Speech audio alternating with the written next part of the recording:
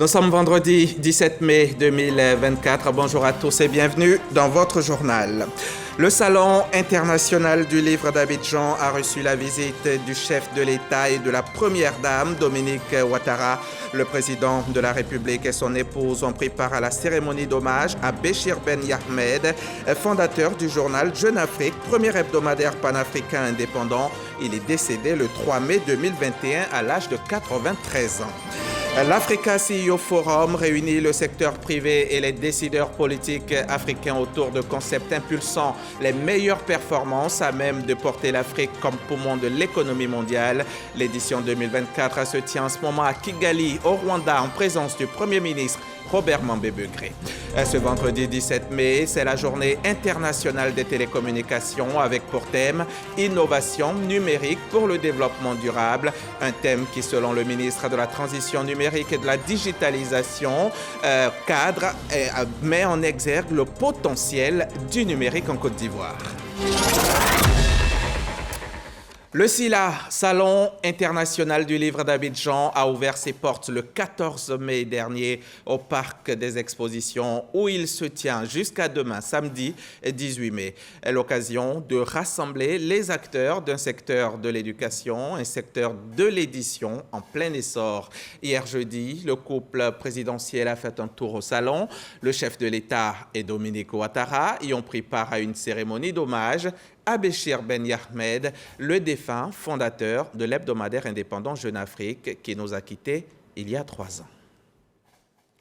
Le Salon international du livre d'Abidjan a accueilli dans l'après-midi de ce jeudi 16 mai la première dame de Côte d'Ivoire, Dominique Ouattara, puis le président de la République, Alassane Ouattara, qui devait arriver un peu plus tard. Sous la conduite de la ministre de la Culture et de la Francophonie, présidente du Salon, Françoise Remarque, la première dame de Côte d'Ivoire a visité les différents stands des sociétés d'édition participantes à ce salon international. Le Kenya, pays invité d'honneur de ce salon qui enregistre la présence autant des éditeurs ivoiriens que ceux de plusieurs pays africains et même d'Europe. Le livre outil pédagogique par excellence, la première dame de Côte d'Ivoire a donné l'exemple en achetant pour 2 millions de francs de livres destinés à divers dons, et en particulier pour l'éveil, la formation et l'éducation des plus petits.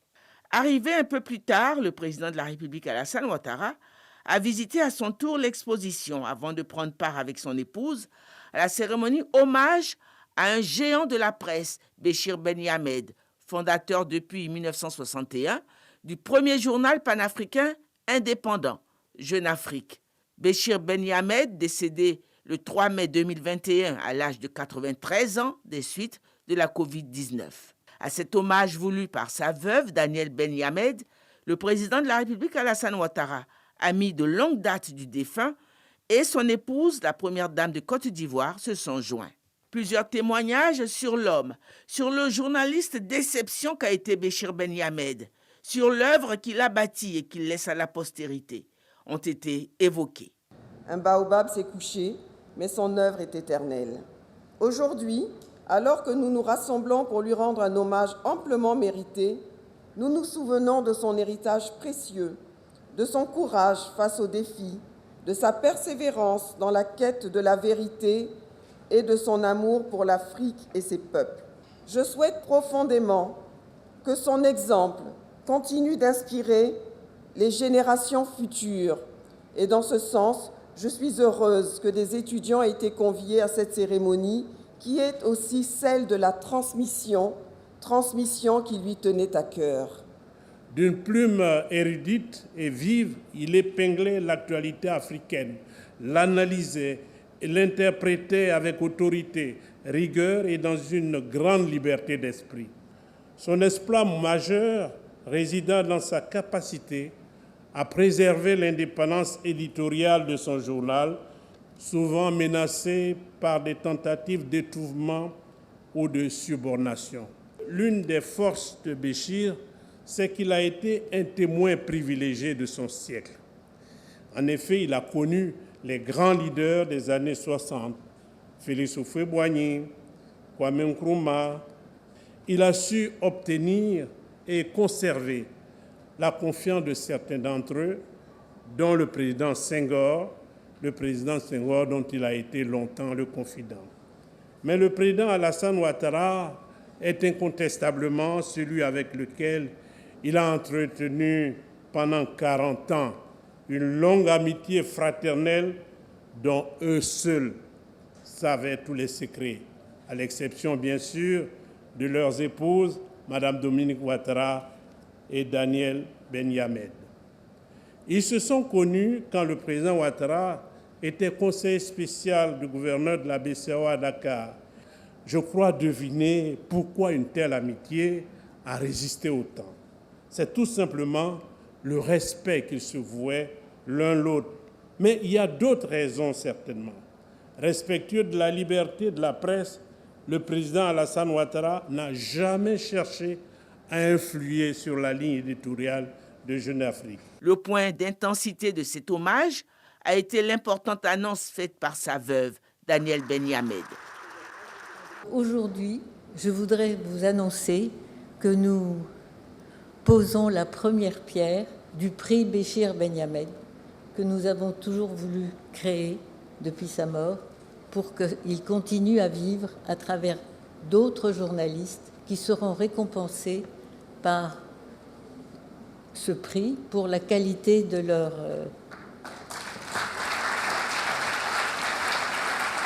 Ce prix va être annuel. Nous allons avoir un comité de jurés. Béchir Ben-Yamed, toujours vivant, à travers ce prix qui vient l'immortaliser. Un compte-rendu signé Viviane Haïm. Direction Kigali, la capitale rwandaise qui abrite depuis hier le 11e Africa CEO Forum en présence du chef de l'État Paul Kagame. Les interventions ont porté essentiellement sur la problématique de l'IA, l'intelligence artificielle, du leadership et des marchés communs. Le Premier ministre Robert Mambébegré, représentant le président Alassane Ouattara, est sur place, accompagné d'une délégation composée de membres du gouvernement et du président de l'Assemblée nationale. À Kigali, Franck Wadio et Kéré Adama. Le Gotha des décideurs africains, acteurs politiques et investisseurs présents à Kigali au Rwanda pour la 11e édition de l'Africa CEO Forum, Intelligence artificielle, leadership et marché commun, comment l'Afrique peut gagner sa place à la table des puissances de demain. Une problématique posée en présence d'un parterre de personnalités dont le chef du gouvernement ivoirien, Robert Begré-Mambé, représentant le chef de l'État, Alassane Ouattara. Il faudrait donc mettre des prérequis, notamment la numérisation. Les données aujourd'hui représentent le nouveau trésor. Aujourd'hui, nous devons également investir sur le système éducatif. Il faut mettre l'accent sur la science, la technologie, l'ingénierie, la mathématique, en distribuant de façon équitable les parts entre les hommes et les femmes. Voici donc un exemple qu'il faut répéter sur tout le continent. Des défis donc, mais surtout des opportunités. L'hôte de tous, le président rwandais Paul Kagame, quant à lui, reste pragmatique. L'avenir, c'est l'Afrique et le continent a autant de légitimité que tout autre. L'Afrique n'a pas besoin de demander sa place. Aujourd'hui, presque 20% du monde représente l'Afrique. D'ici 2050, le chiffre montera à 25%. Bientôt, la seule classe moyenne dans le monde qui continuera à croître est l'Afrique. Alors, par rapport à ce progrès, l'Afrique restera l'un des moteurs économiques au monde. Mais afin d'être prospère, nous devrions changer ou améliorer notre façon de réfléchir. Nous devrions rechercher la qualité et la complexité dans notre chaîne de valeur. Pour y parvenir et réussir le pari, ce forum a pour rôle de peaufiner la réflexion, d'où les panels et différentes rencontres auxquelles ont pris part au pas de course le Premier ministre ivoirien Begré-Mambé qui avait à ses côtés le chef du Parlement Adama Bictogo. Sur place à Kigali, la Côte d'Ivoire fait bonne figure, comme toujours, partout où elle est représentée. L'une des attractions majeures donc, de cette 11e édition, c'est le forum Investir en Côte d'Ivoire. Et les bonnes raisons pour investir justement en Côte d'Ivoire sont légion. Les ministres de l'économie, du commerce et le Premier ministre lui-même ont pris plaisir à les égrener. Ces raisons donc, à les égrener à de nombreux investisseurs visiblement intéressés par la destination. Nos témoins sur place sont toujours Franck Quadio et Adama Kéré. L'économie ivoirienne se porte bien et une fois de plus suscite de l'intérêt lors de l'Africa CEO Forum. Pourquoi investir en Côte d'Ivoire? Un panel et les arguments fournis par les ministres de l'économie et du commerce, lesquels notent une forte croissance et une transformation structurelle notable et bien du secteur de notre économie à pourvoir. Dans le plan national de développement de 2021-2025 qui s'achève donc, l'État a défini 7 clusters pour lesquels nous avons des ambitions assez fortes de développement, pour lesquels tout reste à faire. Il y a l'industrie, il y a les mines, il y a l'industrie pharmaceutique, il y a le tourisme, il y a le logement, les matériaux de construction. Et tous ces secteurs-là sont à développer. Le cluster prioritaire, c'est l'agro-industrie. Lorsque vous prenez le secteur de la chimie et de la plasturgie également, il y a des opportunités. Nous prenons le secteur du packaging. Et lorsque nous avons fait les études, nous avons noté qu'il y a au moins $1 milliard de packaging importé. Alors que nous avons la ressource naturelle, notamment le calcium, au niveau du sable en Côte d'Ivoire pour pouvoir transformer ces produits. Des secteurs stratégiques et un sentiment renforcé après les échanges, mais surtout l'intervention du chef du gouvernement Robert Begré-Mambé qui relève cette résilience économique qui s'est consolidée au fil des années. Nous avons d'autres produits dans le sous-sol qui indiquent que ce sous-sol est très riche. Nous avons découvert un gisement de gaz et de pétrole de classe mondiale. Récemment, nous avons découvert un gisement d'or immense qui sera certainement le deuxième, le troisième en Afrique. Le taux de croissance annuel moyen depuis 2012 se situe entre 7 et 8%. En termes de projection, la Côte d'Ivoire entend aussi multiplier les axes d'investissement à développer. D'ici 2030, en matière d'énergie, le mix énergétique nous permettra d'assurer près de 40% de notre capacité énergétique avec l'énergie renouvelable. Un peu plus de 40%, d'ailleurs 42 à 43%. Parce que déjà, du point de vue de l'énergie, nous avons de grandes potentialités pour le photovoltaïque, l'éolienne, pour la biomasse et pour tout ce qui concerne l'économie circulaire. Nous avons, en ce qui concerne les infrastructures routières, la perspective de renforcer notre dispositif routier en continuant l'amélioration du bitumage de nos routes et en faisant en sorte que tous les départements soient connectés les uns aux autres par des routes bien bitumées. Un vaste chantier décliné à travers le 3e plan national de développement. La délégation, conduite par le Premier ministre Robert Begré-Mambé, s'est ensuite rendue au centre d'exposition pour une visite au stand Investir en Côte d'Ivoire. Pendant ce temps, ici en Côte d'Ivoire, les députés membres de la Commission des affaires économiques et financières adoptaient 2 projets de loi. Il y avait celui portant réforme des impôts sur le traitement des salaires, pensions et rentes viagères à la charge des salaires, à la charge des salariés, et le second relatif à la lutte contre le blanchiment de capitaux, le financement du terrorisme et la prolifération des armes de destruction massive. C'est le ministre des Finances et du Budget qui était émissaire du gouvernement et c'est Souleymane Denis-Songo que la rédaction a envoyé sur place. Le ministre des Finances et du Budget face à la Commission des affaires économiques et financières de l'Assemblée nationale. Adama Koulibaly est porteur de 2 projets de loi. Il s'agit premièrement des impôts sur le traitement, salaires, pensions et rentes viagères à la charge des salariés.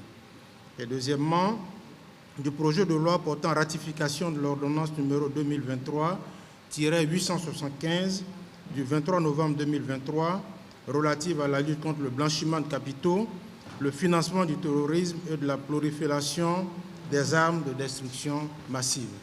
Aux députés, l'émissaire du gouvernement explique la pertinence des projets de loi, à la clé les nouvelles dispositions. Sur le premier projet de loi, il faut savoir que c'est une réforme importante à deux titres.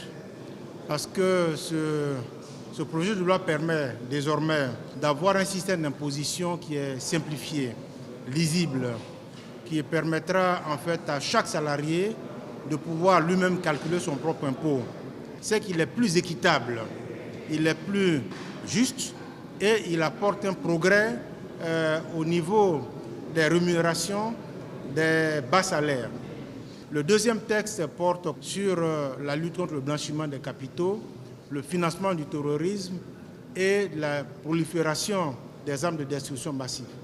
Alors ce deuxième projet résulte en fait d'une réforme qui a été faite au niveau communautaire, au niveau de l'espace UEMOA. Avec ces nouvelles dispositions qui sont prévues dans la loi, nous allons, au niveau de la Côte d'Ivoire, disposer de tous les moyens nécessaires pour pouvoir lutter contre le blanchiment des capitaux, le financement du terrorisme et le financement de la prolifération des armes de destruction massive. Adopté à l'unanimité des députés membres de la CAIF, les présents projets de loi répondent aux besoins de faire de la politique sociale du gouvernement une réalité. Je vous le disais au sommaire, ce vendredi 17 mai 2024, c'est la journée internationale des télécommunications. En Côte d'Ivoire, le ministre de la Transition numérique et de la digitalisation indique dans une déclaration que le thème de cette journée, qui est donc innovation numérique pour le développement durable, cadre bien avec les initiatives nationales et met en exergue le potentiel du numérique en Côte d'Ivoire. Le secteur des télécommunications est selon lui un levier important du développement de la Côte d'Ivoire. Issa Tchonayeo, les précisions. C'est ce vendredi que le monde entier célèbre la Journée internationale des télécommunications TIC. À l'occasion, le ministre de la Transition numérique et de la digitalisation mentionne que le thème innovation numérique pour le développement durable est conforme aux ambitions nationales dans le domaine. Ce thème m'offre donc l'occasion de réaffirmer l'engagement du gouvernement ivoirien à faire des télécommunications TIC un pilier de la transformation de notre économie, sous la forte impulsion de son Excellence M. Alassane Ouattara, président de la République de Côte d'Ivoire, qui nous invite à accélérer le développement de l'économie numérique en tant que secteur transversal d'impulsion de la dynamique économique et de création d'emplois, et à faire des efforts importants dans ce domaine pour accélérer la transformation digitale de l'économie ivoirienne. Pour le ministre Khalil Konaté, la Côte d'Ivoire a fait d'énormes progrès dans le domaine du numérique. Le taux de pénétration de la téléphonie mobile a connu une augmentation impressionnante de 40 points, passant de 132% à 172% en 5 ans. L'accès à l'Internet au haut débit a progressé d'environ 30% en Côte d'Ivoire. Le nombre de câbles sous-marins pour l'accès à l'Internet dans la bande passante internationale est passé de 3 à 5 en 5 ans et bientôt nous serons à 6 câbles sous-marins, favorisant ainsi la connectivité Internet fiable et rapide pour les populations. Ces avancées, selon le ministre Khalil Konaté, sont bien encadrées. L'adoption de la loi portant promotion des startups numériques, l'adoption de la loi sur la lutte contre la cybercriminalité et l'adoption de la stratégie nationale de cybersécurité.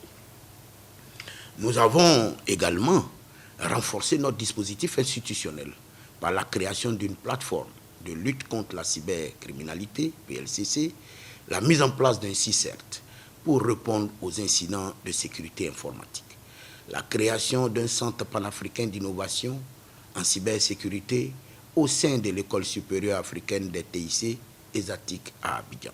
Le ministre Khalil Konaté réitère la volonté du gouvernement à poursuivre les efforts afin de promouvoir et renforcer l'économie numérique en Côte d'Ivoire. 17 mai, journée internationale des télécoms. Ce 17 mai est aussi journée mondiale de l'hypertension artérielle. Une occasion pour sensibiliser les populations aux risques liés à cette maladie chronique dont les facteurs de risque modifiables sont l'alimentation déséquilibrée, notamment la consommation excessive de sel ou de graisses saturées avec le surpoids et la consommation de tabac et d'alcool. Boubacar Silla sur Au Corona nous en disent plus. Selon l'Organisation mondiale de la santé OMS, l'hypertension artérielle touche 1 milliard de personnes dans le monde, soit 40% dans les pays occidentaux et 60% dans les pays en voie de développement. Toujours selon les données de l'OMS, la prévalence de ce tueur silencieux en Côte d'Ivoire est évaluée à 20,4% chez les adultes de plus de 18 ans avec un mauvais contrôle tensionnel dans 54,4% des cas. Qu'est-ce que l'hypertension artérielle? Quels sont les facteurs qui favorisent la maladie? L'hypertension artérielle donc, est une hausse de la pression artérielle caractérisée par des chiffres supérieurs à 140 sur 90 mm de mercure. Donc, on déclare qu'il y a une hypertension artérielle. Dans la majeure partie de l'hypertension artérielle, il n'y a pas de cause. Nous avons ce qu'on appelle les hypertensions artérielles essentielles. Donc, c'est la plus grande partie, ça fait autour de 80-90% des hypertendus. Et dans 10%, on peut retrouver une cause. Et là, on parle d'hypertension artérielle secondaire.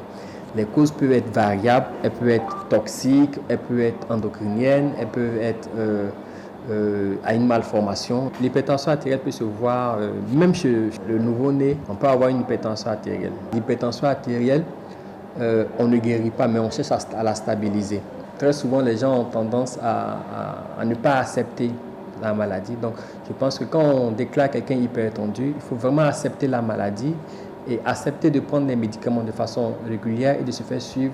Pour ceux qui ne sont pas hypertendus, d'accord, donc c'est de faire contrôler régulièrement la tension artérielle, donc d'avoir une bonne hygiène de vie alimentaire, pratiquer une activité physique. Une alimentation riche en sel et pauvre en fruits et légumes, une consommation trop importante d'alcool, un excès de poids, sont autant de facteurs qui peuvent favoriser l'apparition de cette maladie souvent asymptomique. L'hypertension, ça fait au moins 5 ans.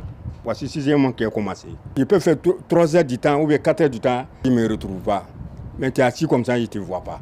Mais médicaments que je prends, je me retrouve un peu. Aujourd'hui, la mesure de la tension artérielle est possible en dehors d'un cabinet médical grâce à des appareils d'automesure. Une hypertension artérielle non traitée ou maltraitée peut entraîner des complications comme l'insuffisance rénale, les accidents cardiovasculaires et cérébraux, AVC et des crises cardiaques. À Bouaké, un centre de cardiologie en construction viendra soulager les malades souffrant de cette pathologie dans la partie centre-nord de la Côte d'Ivoire. Le ministre de l'Emploi et de la Protection sociale porte à la connaissance des populations vivant en Côte d'Ivoire qu'en application du décret numéro 2011-371 du 4 novembre 2011 modifiant et complétant l'article 2 du décret numéro 96-205 du 7 mars 96 déterminant la liste et le régime des jours fériés, lundi prochain, 20 mai 2024, lundi de Pentecôte est déclaré jour férié et chômé sur toute l'étendue du territoire national. Gbané Souleymane est fils de Bondoukou. Il vient d'offrir des forages solaires dans certains quartiers de cette ville de l'Est de Côte d'Ivoire. À travers ce geste, il entend contribuer au bien-être de ses parents. Voici le reportage de Herman Niamia, notre correspondant sur place. C'est un soulagement pour les habitants du quartier Koumalasso de Bondoukou. Ils viennent de bénéficier d'un forage qui leur permettra de disposer désormais en continu d'eau potable dans le quartier. C'est un geste de Souleymane Gbané, un fils de Bondoukou, par ailleurs cadre au Trésor. Pour éviter des charges supplémentaires aux populations, il a opté pour un forage hydraulique alimenté à l'énergie solaire, une première dans la région du Gontougou. Quand vous voulez aider quelqu'un, il ne faut pas lui apporter des charges supplémentaires. Les forages qui existaient était accompagné de factures de CIE. Alors donc, nous sommes venus, nous nous sommes dit qu'il fallait faire autrement. Et nous avons trouvé cette technique de forage à base solaire. C'est ce que nous avons fait, il n'y a pas de facturation. Ce geste altruiste a été salué par les populations qui voient ainsi leur calvaire s'achever. La chose que notre parent a fait, donner l'eau à Koumalasso, à Bonoko. Donc, nous, on demande Dieu pour la prothèse. L'eau, c'est la source de vie. Hein. Voilà, on va faire tout ce qu'on pourra, la lessive, le ménage, tout et tout. On lui dit merci. Ce forage solaire inauguré au quartier Koumalasso porte à 4 le nombre de forages offerts par Souleymane Bané à la population de Bondoukou. Et il n'entend pas s'arrêter en si bon chemin. D'autres projets d'accès aux ressources essentielles, notamment l'eau potable, sont en cours pour améliorer les conditions de vie des populations de sa ville natale. Demain samedi, le district des Savanes, à l'unisson, va féliciter le chef de l'État pour l'ensemble des réalisations dont la zone a bénéficié. C'est une grande cérémonie d'hommage qui aura lieu au magnifique stade Amadougon Coulibaly. La ministre Mariatou Koné, fille de la région en charge de l'accueil, du protocole, de l'hébergement et de la restauration, était hier sur le terrain. Abou Sanogo l'a suivi pour nous. L'hommage des populations du district des Savanes au chef de l'État Alassane Ouattara est prévu pour ce samedi 18 mai. À quelques heures de l'événement qui se tiendra au stade Amadougon Coulibaly de Korogo, le comité d'organisation s'active. La ministre Mariatou Koné, présidente de la commission accueil, protocole, hébergement et restauration s'assure que tout se passe comme prévu. C'est une cérémonie qui est vraiment mémorable. Nous voulons faire en sorte que la cérémonie se déroule très bien au niveau de la restauration, au niveau de l'hébergement, au niveau de l'accueil. Et c'est pour cela que nous nous sommes investis et que nous sommes arrivés plus tôt à Korogo pour faire une visite de tous les sites. Nous observons que pour l'instant, tout va bien.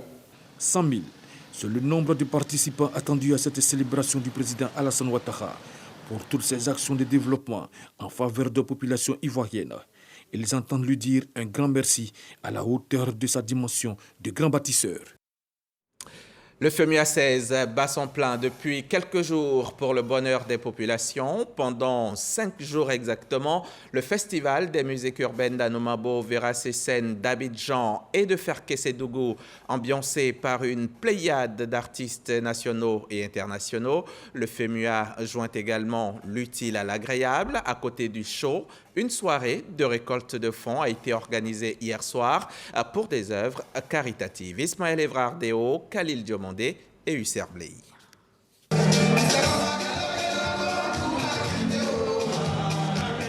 Les Gaou magiciens sur la scène du palais des congrès du Sofitel Hôtel Ivoire. Assalfo Tino Goudé Manadja donne le ton des soirées privées du FEMUA.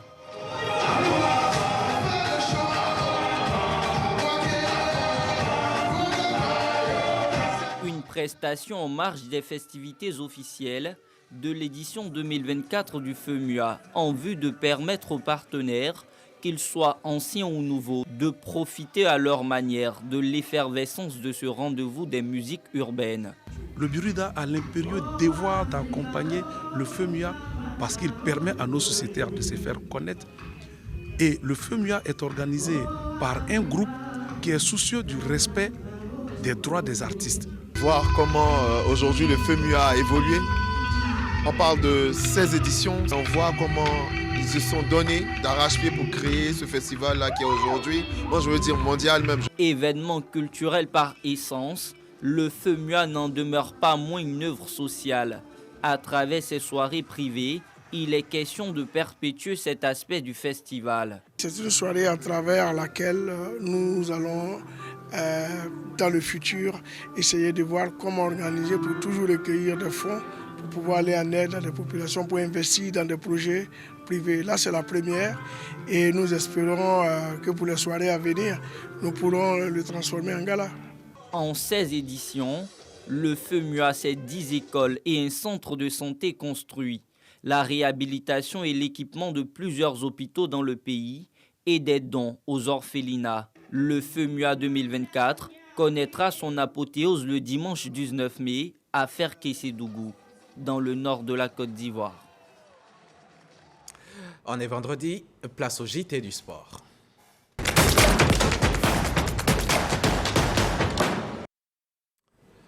Alors, bonjour Samuel. Bonjour Hamza et Boni.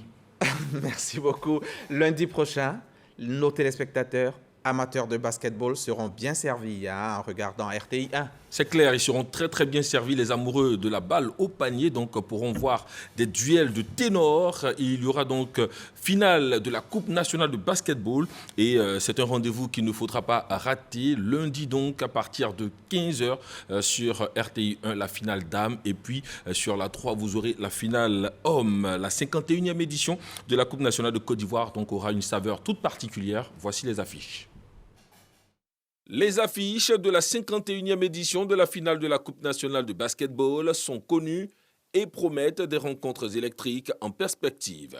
Chez les hommes, les militaires de la SOA seront face à l'ABC, champion de Côte d'Ivoire en titre.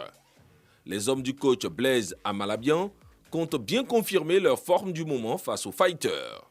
Les militaires dames ont également obtenu leur ticket pour la finale après avoir dominé le club sportif abidjanais de Treichville. Elles auront fort à faire face au GSPM ou le face-à-face.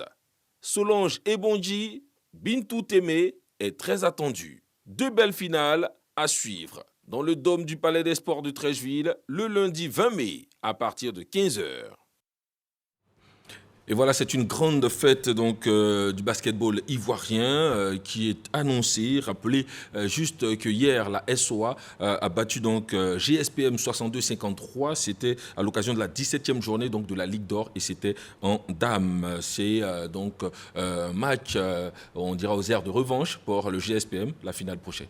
Un mot de football à présent. Un mot de football, oui, le FC San Pedro. Il s'agit de ce club donc, portuaire qui est en train d'écrire une autre page de son histoire parce que San Pedro est à 90 minutes justement donc, de son premier sacre national, premier titre de champion de Côte d'Ivoire que San Pedro poursuivait depuis. En tout cas, cette saison va être, pourquoi pas, la bonne. La 28e journée donc, va nous l'affirmer. 28e journée qui se joue d'ailleurs ce week-end et qui est décisive pour donc, le FC San Pedro. Les Pétrusiens voudraient donc et pourraient être sacrés et ce sera face à Gagnoa. Le point avec Jean-Sébastien Resso.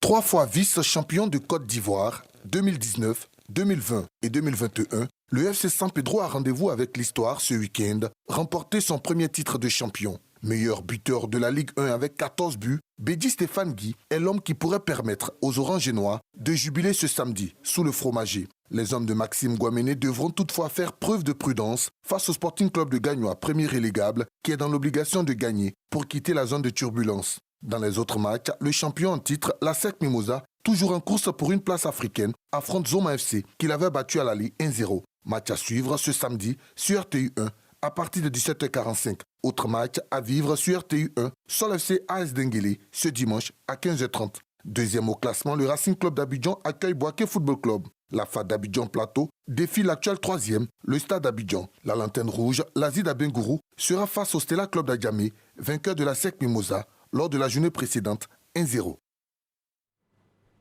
Alors Samuel Metch, on le voit, on en est bien heureux. Notre championnat, le championnat de foot est assez dynamique ces derniers temps. Si FC San Pedro, on sait déjà qu'à la 28e journée, cette équipe pourrait être championne. Qu'en est-il de nos cadors, de nos deux légendaires ASEC pour la Ligue 1 et l'Africa? En tout cas, si justement donc San Pedro se prépare pour la fête, il faut le dire que les Mimos, eux, sont engagés plutôt donc, dans la bataille pour la 2e place. Parce que là, ils étaient 3e, ils sont en train de se battre pour une place africaine. Et l'ASEC voudrait bien jouer donc, la Ligue des Champions, comme la saison dernière, mais les choses ne sont pas forcément réluisantes. L'ASEC devra tout donner pour gagner ces derniers matchs et espérer donc une 2e place qui pourra lui offrir la place africaine voulu. Parce et quid de l'Africa? Et oui, l'Africa donc en Ligue 2 est en ce moment donc à 2 points de ses concurrents directs. L'Africa devra gagner également ses 2 derniers matchs en Ligue 2 pour naturellement savourer cette montée en Ligue 1. Hamza, c'est vous dire qu'il y a beaucoup d'efforts à faire donc dans ce dernier virage au niveau donc de la Ligue 1, de la Ligue 2 pour nos cadors historiques de notre football. La SEC devra batailler. gagner, l'Africa aussi, parce que tout n'est pas encore joué. D'ailleurs, l'Africa a un rendez-vous ce lundi à 15h30 au stade Robert Champroux.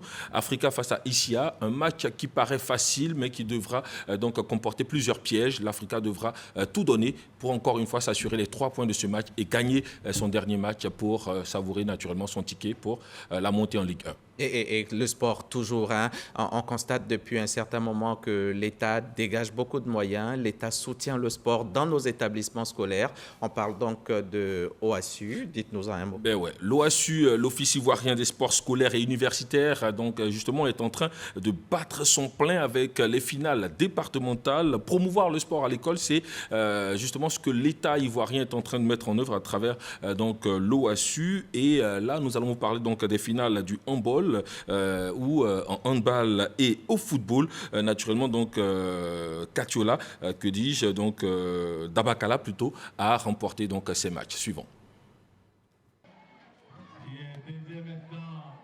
Plusieurs établissements de Tafiri, Dabakala et Katiola ont donné le ton dans les disciplines du football et du handball au menu de ces finales de la région du handball.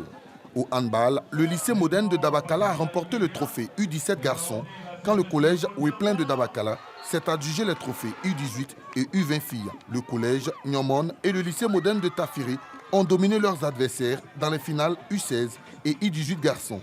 Un seul trophée pour Katiola, celui des U16 filles, grâce au collège Thomas d'Aquin. Au football, la finale filles a été remportée par le lycée moderne Gaston Wassenan Koné.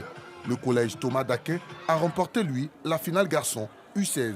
Cet événement sportif qui vous réunit représente une belle occasion de vous surpasser et de démontrer votre talent exceptionnel. Le trophée garçon U18 a été enlevé par le lycée moderne Gaston Wassenan Koné. Au classement général, sur l'ensemble des 2 disciplines, Dabakala termine premier avec 5 médailles. Sur les 2e et 3e marches du podium, on retrouve le département de Katiola et la sous-préfecture de Tafiri qui comptent respectivement 4 et 2 trophées. Alors, merci Samuel, c'est tout pour aujourd'hui. Merci beaucoup, excellent week-end. Merci. Et puis à vendredi prochain. Pourquoi pas. Avec Herman Guivet. Grand plaisir. Fin de ce journal, merci de l'avoir suivi. Je reviens chez vous demain à 13h si vous le voulez bien.